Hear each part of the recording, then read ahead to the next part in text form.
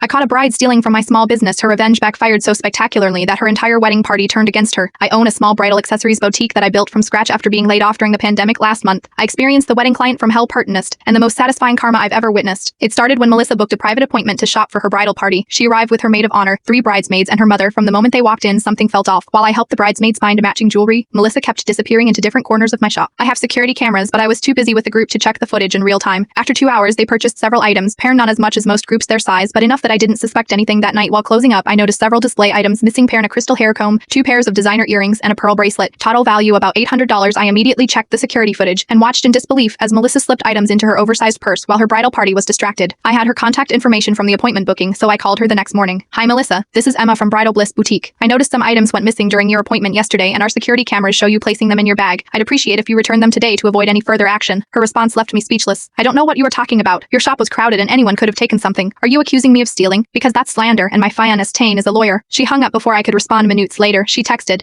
"If you contact me again or tell anyone about your false accusations, I'll post reviews everywhere saying you sexually harassed my bridesmaids. Good luck staying in business after that." As a small business owner still recovering from the pandemic, negative reviews could destroy everything I'd built, but I also couldn't afford to write off $800 in stolen merchandise. After consulting with a lawyer friend, I decided on a different approach. Through some social media sleuthing, I discovered Melissa was getting married that weekend at Lakeside Gardens, an upscale venue where I'd provided accessories for many brides. I called my contact there, the event coordinator named James, and explained the situation. He was sympathetic but cautious. "I can't directly intervene in a client dispute," he said, "but I am scheduled to meet with her whole wedding party tomorrow for the final walkthrough. If you happen to stop by with some new items that might interest the bridesmaids." The next day, I arrived at Lakeside Gardens with a display case of new accessories, timing my visit to coincide with Melissa's walk through. James introduced me as a local vendor who often works with our brides and suggested the bridesmaids might want to see my latest collection while they discussed final details. Melissa froze when she saw me. I smiled politely and began showing the bridesmaids some new items. Then as casually as possible, I said, "Oh Melissa, I brought those items you were interested in yesterday but didn't purchase. The crystal hair comb would look stunning with your dress." Her face went pale. "That's strange," I replied, pulling out my phone. "I have you on camera spending quite a bit of time with it, along with these earrings and this bracelet." The maid of honor looked confused. "But Melissa, you showed me that exact hair comb last night. You said you bought it from a boutique downtown." The room went silent. Melissa's mother asked to see my phone. With shaking hands, I showed her the security footage of her daughter clearly stealing from my shop. What happened next was both terrible and wonderful. Melissa exploded, accusing me of setting her up, of trying to ruin her wedding, but instead of backing her, the bridesmaids and her mother looked horrified. "Did you really steal from this woman's shop?" her mother asked. "After we spent $40,000 on this wedding?" One bridesmaid stepped forward. "Is that where my missing bracelet came from last month? You said you bought it for me." Suddenly, it wasn't just about my stolen items anymore. Melissa stormed out, but her mother stayed behind. She apologized profusely, paid for all the stolen items, and added a $500 emotional distress payment that I didn't ask for. 2 bridesmaids admitted they'd received gifts from Melissa that they now suspected were stolen. The wedding still happened that weekend, but James told me later that 3 bridesmaids dropped out. Melissa's father refused to walk her down the aisle, and the reception was painfully tense. For certainly, this wasn't her first time stealing just the first time she got caught with witnesses. My small business is doing better than ever. Melissa's mother became a loyal customer and has referred several friends. The maid of honor now works part-time in my shop on weekends.